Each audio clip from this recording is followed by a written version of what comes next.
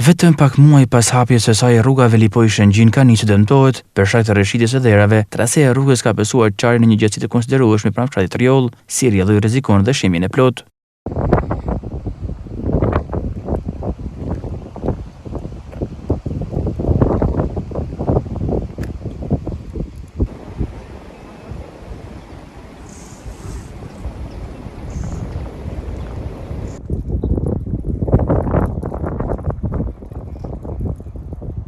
Nisur me këtë problematik, është bllokuar njëri krahi lëvizjes për automjetet ku drejtuesit tyre duhet bëjnë kujdes në këtë zonë, për këtë qarkullimi bëhet me vështirësi vetëm në njërin krah të rrugës.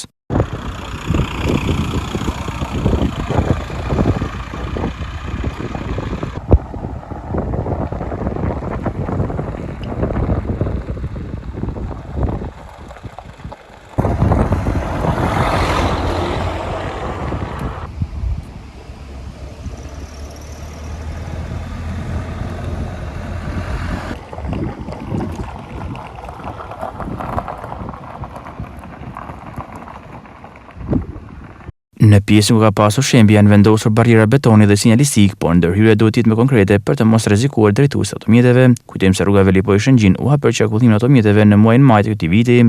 Ky segment rrugor me gjatësi 15 km është investim i Fondit Shqiptar të Zhvillimit me vlerë 3.8 milion euro.